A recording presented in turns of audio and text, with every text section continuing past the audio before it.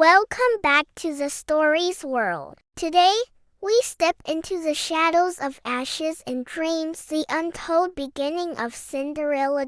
In the quiet corner of the kingdom, behind grand castle walls and golden gates, lived a girl whose name echoed through cinders. Cinderella, once cherished by her father, her world turned to sorrow the day he vanished from her life. Left in the care of a cold, cruel stepmother and two envious stepsisters, her home became a prison of chores, insults, and shattered hope.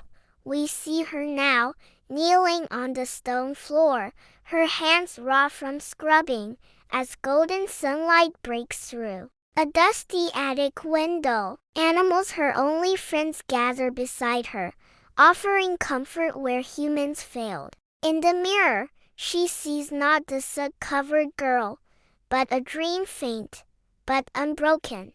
While the world above danced in riches, she endured quiet, kind, and unseen. But something stirred deep within her heart. A quiet defiance, a whisper that her story was not meant to end in ash. Tonight, the wind shifts. Magic listens, and the girl in rags, forgotten by all, stands on the edge of a destiny far greater than she ever imagined. Stay with us, because this is just the beginning.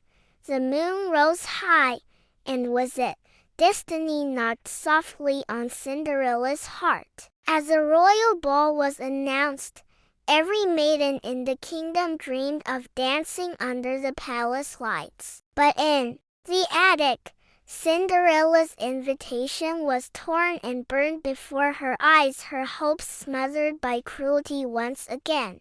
Just when all seemed lost, the air shimmered, and from the silence emerged a figure cloaked in light, the fairy godmother. With a wave of her wand, the impossible unfolded. A pumpkin twisted into a glowing golden carriage, mice transformed into sleek white horses, and Cinderella's tattered dress blossomed into a gown made of stardust and grace. In that magical moment, her eyes widened, awed not by the beauty she wore, but by the belief that she deserved it. As she stepped into the carriage, the world held its breath. At the palace, every gaze turned to her as she entered. The chandeliers sparkled like galaxies, but it was her quiet elegance that outshone them all. The prince, frozen mid-sentence, walked straight toward her. Their hands met. Music swelled, and for the first time, Cinderella wasn't invisible, she was unforgettable. But as midnight neared, magic had one last secret to reveal. The clock struck midnight, and everything changed. Cinderella fled the palace, her heart pounding louder than the bells above. As a spell unraveled, her glowing gown dissolved into rags, the grand carriage into a pumpkin, and yet one thing remained, a single glass slipper, left behind on the marble stairs. The prince searched the kingdom with that delicate shoe, determined to find the mystery girl who had stolen his heart. One by one, the women tried and failed until he arrived at a small, forgotten home. Inside, the stepsisters pushed forward,